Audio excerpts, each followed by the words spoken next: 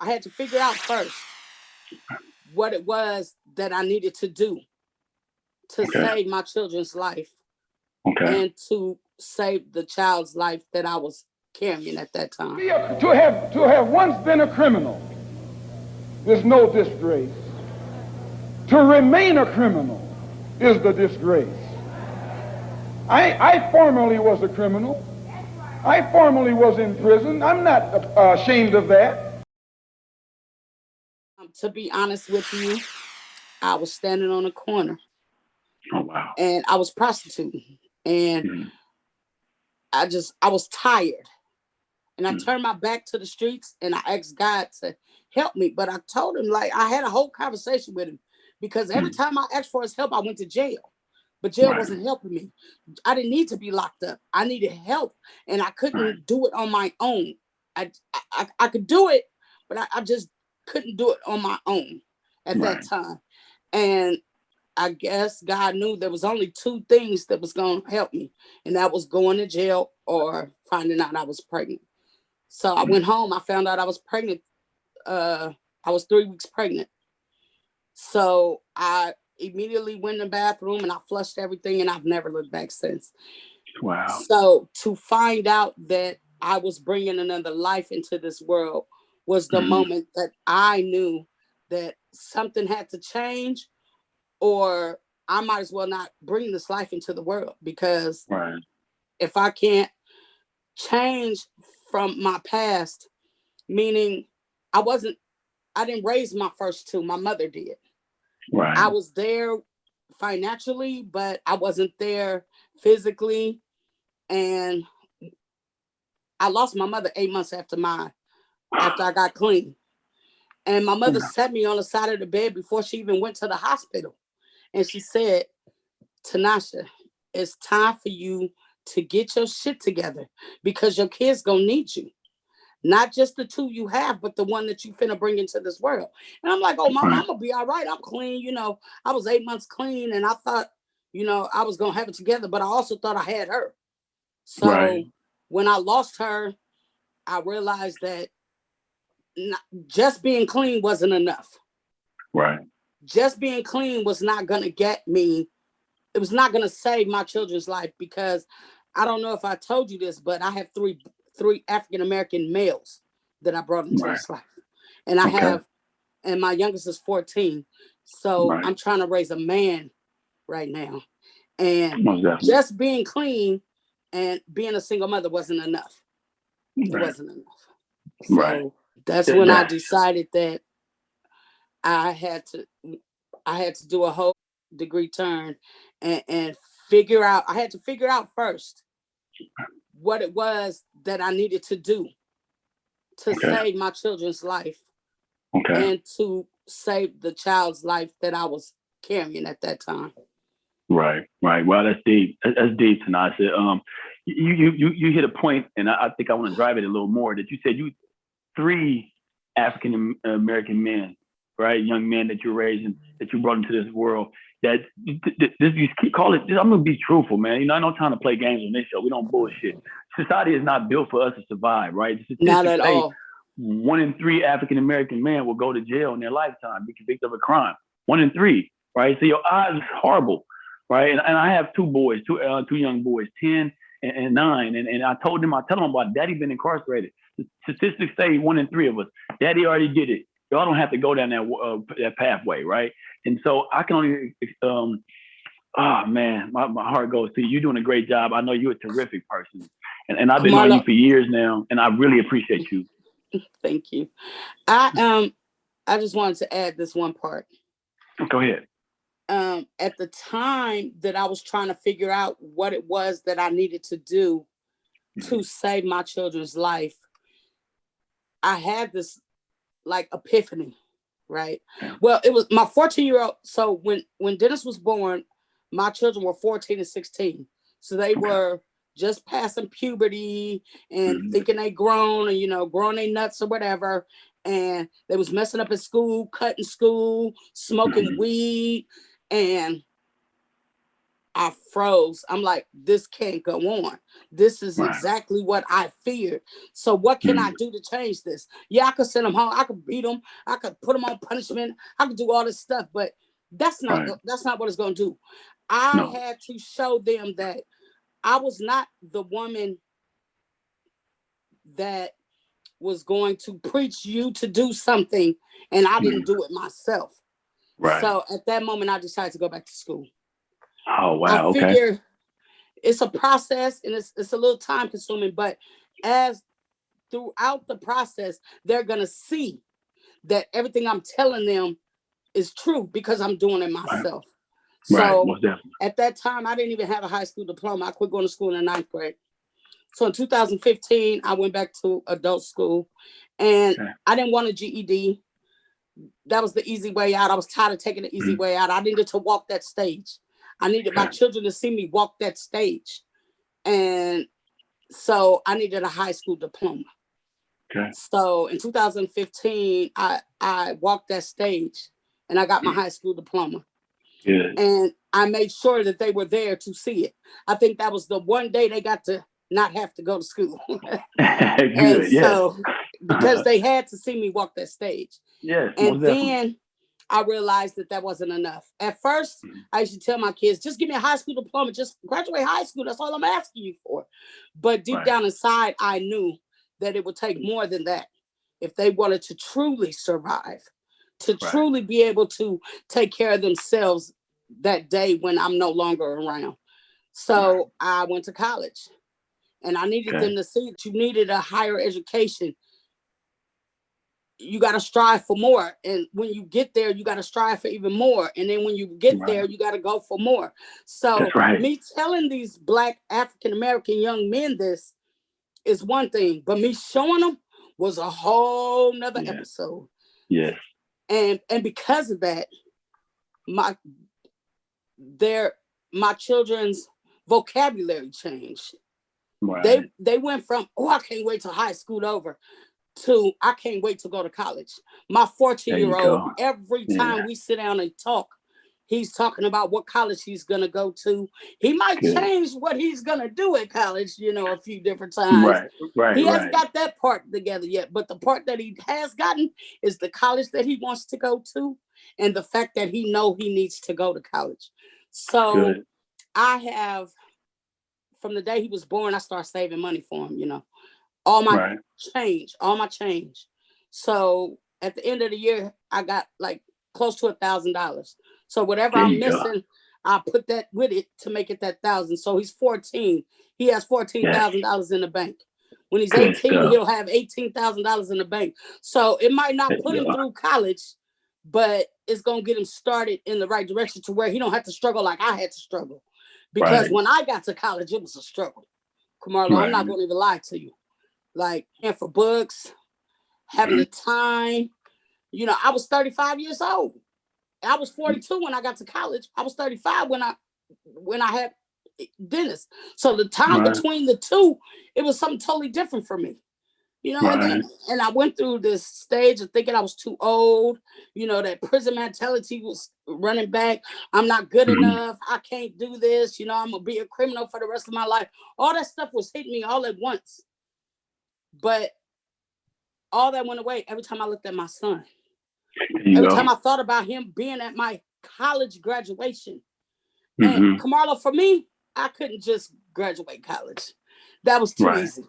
I had to graduate college with a 3.975 at the highest honors. Go. I had my kids. And I pointed out to them. You see them asterisk marks? I got 3 of them. That means high honors, higher honors, and highest honors. And I had to show them that even at my age, even after everything I've been through, even after everything I've done, all the time I spent in prison, all the time I spent on them streets, all the time I was away from them in my addiction, this is what counts. This is what I'm doing. And if I can, you can, and I'm just so happy that my son, Dennis, is so focused on going to college. It's ecstatic. It's like everything I've done is paying off, Absolutely. I just might have a chance of not losing my child. Most definitely. And Most then I definitely. had to take it to that extreme though. Like Most definitely. if I didn't take it to that extreme, I couldn't rest. Like I just got on my son yesterday, Marlo. I know this might be going off topic, but No, my go ahead. son, my granddaughters told me, oh, Dennis was throwing up gang signs on TikTok. I was shocked. Mm-hmm. So when he got home, I said, Dennis, what's up? Let me see your TikTok. So he showed me, and he was like, Mama, I don't know what they're talking about. See? And then there was one on there where he did this. And I said, that's unacceptable. I Right. said, it's unacceptable. You're a 14-year-old young boy, and that should not be in your vocabulary. You know, I said, these colleges, they're going to see that. You can't erase that. You could delete it, but it's there. It's in social media. It's for everybody to see. That's unacceptable. Mm-hmm. And he was like, but Mama, I'm not hurting nobody. No, you hurting yourself because that's the image that you portray. And I said, and other people can take that as gang signs. I said, you know, these kids are gang banging everywhere now. You're not about that life. You're not about that gang banging life. So I'm not going to play with you. I will delete all that stuff. And I meant that. And he understood afterwards. I was like, what college gonna pick you up and they go back and they see your TikTok account and you throwing up the F word? They don't want that at their college. He was like, Mom, they could really go into I said, I haven't heard of it now, but you don't know what in the future. You don't know. And he was like, oh my God, I'll never do that again because I can't let nothing stop me from going to college. At that moment, I felt like I did my job. Oh, you did your job. You've been doing your job, and you're doing a great job of it. You know what I mean? It don't sound like that his father is around, and it sounds like you playing both parts, and you're doing a hell of a job of it. Keep it up. And one thing I want to say is a quote I always say is in my book, from the bottom to the top. You know, and this quote is something I made up, and I love it. And it say, it's not where you start that defines you. You're defined by what you make of it.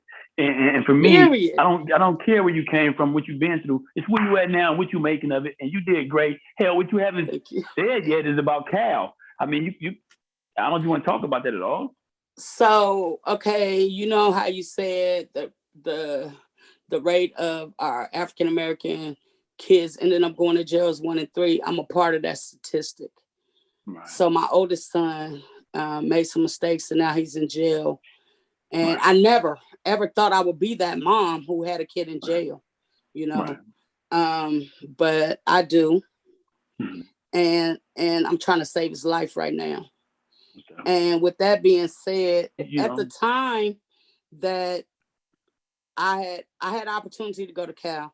So I deferred it for a year because I really wanted to focus more on Dennis's he was just going into middle school, and I knew that was a big change for him. And I wanted to be more involved in his school, and I couldn't do both. I couldn't put my all into getting him A's that I'm known for getting, and then be involved in his school at the same time. So I chose to do the latter.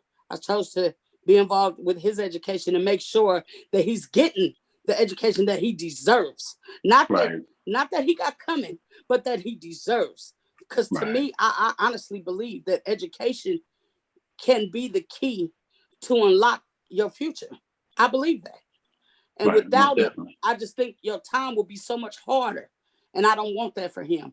So at the time that I was going to pick it up and, you know, I felt comfortable with where he was, the school he was in, and the education, his teachers, we was on lock with the communication and things.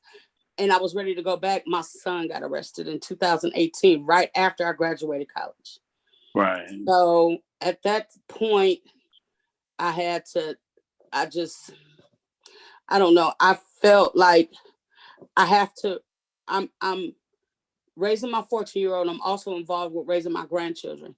And right now, to me, that was more important than continuing on. Like I did what I set out to do. And that was to my kids to see me walk that stage and get a college degree. And I only did it for them. I didn't do it to get a better job or to get a better paying job or to get a job, period. I was disabled at the time. I did it so that my children can see me get a college degree because I know how important it is that I want them to get it. And Right. I thought, oh, I messed up with my first two. It's too late, it's all my fault. I went through the whole everything, the guilt trips and everything. But I can't change the past.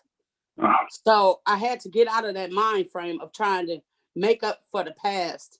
And I had to focus more on the future. Right. So I didn't take that opportunity, and I know it was a good opportunity. I deserved it. I worked hard for it, but sometimes I had to make the lemonade out of the lemons that was sent to me.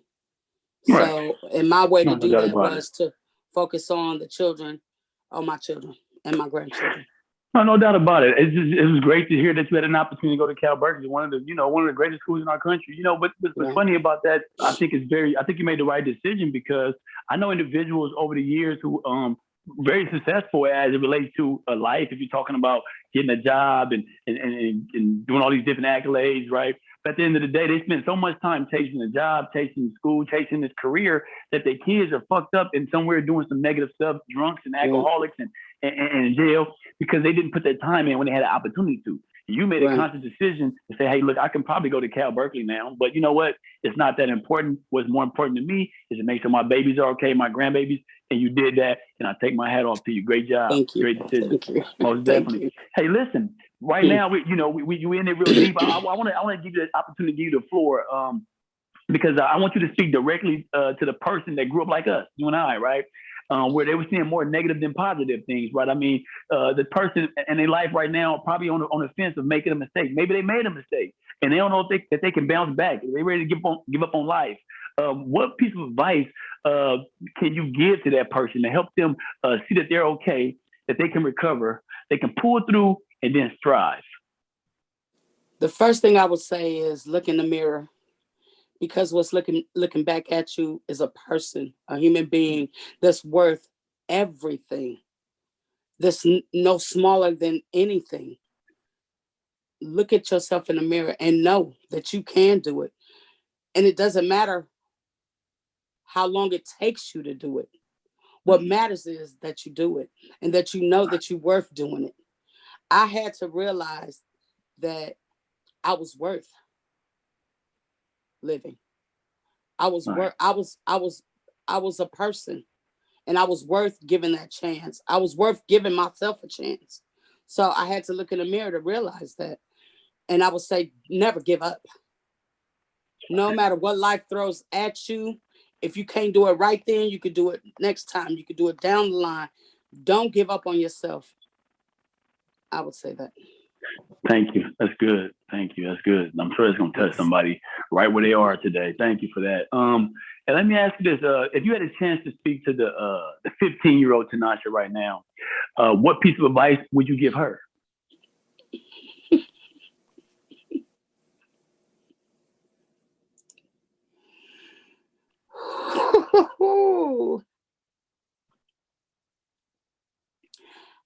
I would give her the advice of changing the lane that she was in. Change the narrative of your life. Only you can change the narrative of your life. And the path that I chose, I didn't have to choose. I chose to choose that path.